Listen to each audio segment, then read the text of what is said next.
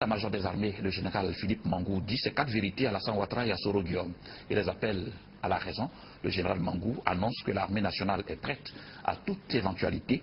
Le chef d'état-major des armées a fait cette mise au point à l'issue d'une rencontre qu'il a eue avec le ministre de la Jeunesse ce matin à l'état-major des armées.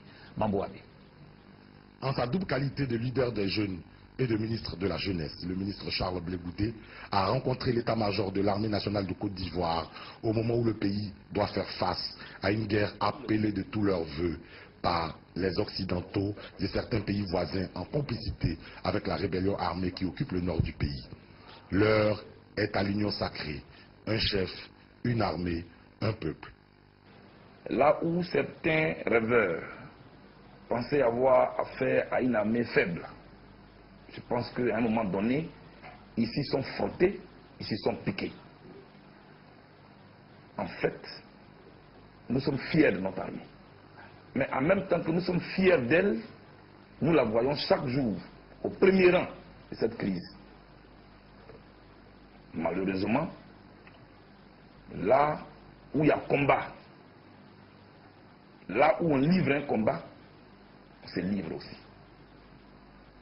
Malheureusement donc, nous avons perdu certains de nos frères d'armes.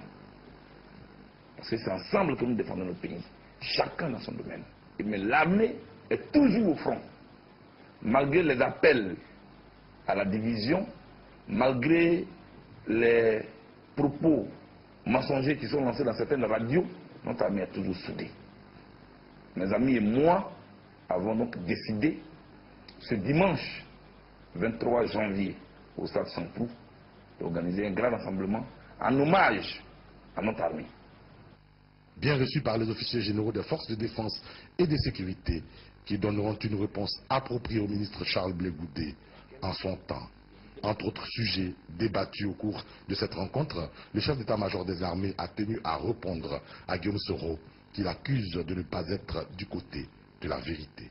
Je voudrais donc profiter de la présence du ministre Blé Goudé, qui est le président de la jeunesse ivoirienne, qui est venu ici nous apporter le soutien de cette jeunesse, pour m'adresser un peu à un des jeunes aussi, qui par la force des choses est devenu aujourd'hui Premier ministre, et qui du haut de son piédestal nargue tout le monde.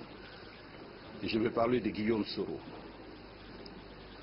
Dans l'interview, Guillaume Soro me dit que je ne suis pas du côté de la vérité, que je suis fils de pasteur. Je le reconnais. Mais je lui dis qu'il n'est pas du côté de la vérité, qu'il a été ancien séminariste, donc il était pratiquement lui à 2 doigts d'être prêtre, c'est-à-dire homme de Dieu. Il faut que les choses soient claires pour les Ivoiriens. Et je voudrais que les Ivoiriens sachent la vérité. Nous avons été approchés par ce monsieur pour nous demander de mettre l'armée à la disposition de M. Alassane Ouattara qui, dit-il, venait d'être élu. Nous lui avons dit non.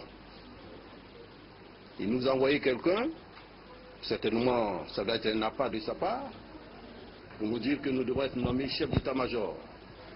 J'ai dit à son émissaire que j'ai fait 6 ans de commandement et que même si aujourd'hui le président Gbagbo venait à me remercier, je retourne tout simplement au village et que je ne souhaitais pas être chef d'état-major de M. Alassane Dramane Ouattara. Si c'est ça qui dit que je ne suis pas dans la vérité, j'ai dit que je ne suis pas dans la vérité. J'ai eu des entretiens avec M. Guillaume Soro. Je lui ai dit que c'est lui qui a conduit le processus. À un moment donné, il a même dit qu'il était arbitre. Et je lui ai tout simplement dit que quand on a conduit le processus, comme il a fait, et quand il s'est dit arbitre, comme il a été, il se doit de dire aux Ivoiriens la vérité. Nous avons tous écouté M. Guillaume Soro. Il nous a toujours dit, à la réunion des généraux, tout comme aux Ivoiriens, que tous les candidats ne devaient se prononcer qu'après que le Conseil constitutionnel ait donné les résultats définitifs. Est-ce ce qui a été fait? Ce n'est pas ce qui a été fait. Nous, des forces de défense et de sécurité, nous avons une mission. Celle de défendre l'intégrité du territoire national en tout temps, en tout lieu, en toutes circonstances, quelles que soient les formes d'agression. Celle de protéger les institutions de la République. L'institution de la République a parlé, nous nous en tenons à ce qu'a dit l'institution de la République. Il faudrait que cela soit clair.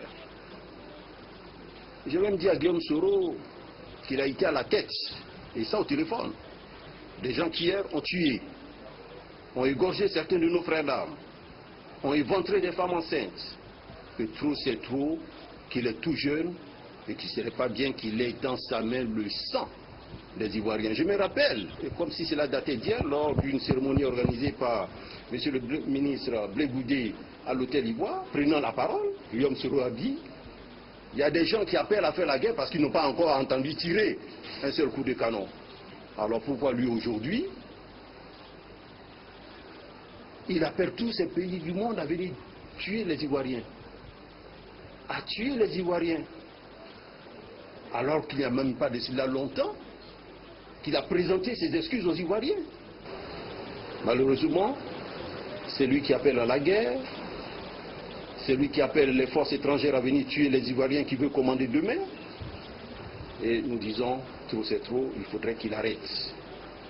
Il faudrait qu'il arrête tout cela. Il faudrait qu'il puisse comprendre cela. Si le lui dire, il pense que c'est faire preuve, c'est insulter Alassane Dramane Ouattara, alors je dis qu'il est en train de faire une fausse route. Il est en train de faire une fausse route. Et les chrétiens, tout comme moi, notre Dieu, c'est un Dieu de justice. C'est un Dieu de justice. Il faut qu'il se le dise. Il est certes bon, mais lent à la colère. Et tout ce qui se passe, se fait sur cette terre, tôt ou tard, on finit par le payer. Il faudra qu'il le sache. Et surtout, qu'il sache qu'en appelant les gens à venir tuer les Ivoiriens, qui n'est pas immortel, qu'un jour, lui également, il partira. Et en ce moment, tous deux, nous aurons des comptes à rendre devant notre Seigneur. Qu'il sache rester humble. Il a été Premier ministre.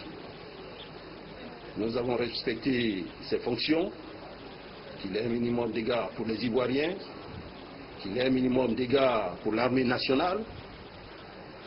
Et qu'il se garde de dire et de faire certaines choses. Aujourd'hui, ce même Guillaume Soro veut que nous mettions l'armée nationale à sa disposition. N'est-ce pas lui qui l'a combattu hier? N'est-ce pas lui qui a tué les éléments des forces de défense et de sécurité? N'est-ce pas lui qui a fait aligner des frères pour les égorger avec leurs familles et leurs enfants? Ils crient haro sur tous les toits. Ils sont à la recherche des charniers. Mais je crois qu'aujourd'hui, si la vérité doit éclater, les charniers, on ne les trouvera pas ici, mais on va les trouver ailleurs, peut-être en zone CNO. Mais pour nous, en ce qui nous concerne, nous sommes prêts pour le combat. Pour le combat de la souveraineté. Pour le combat des institutions de la République. Rien ne nous fait peur. Et comme il veut que nous mettions en avant notre Seigneur, alors nous lui disons que pour nous, Christ est notre vie. La mort pour nous n'est qu'un gain. Nous sommes prêts. Nous l'attendons. Tout est clair dans l'esprit de tout le monde. Attendons maintenant pour voir.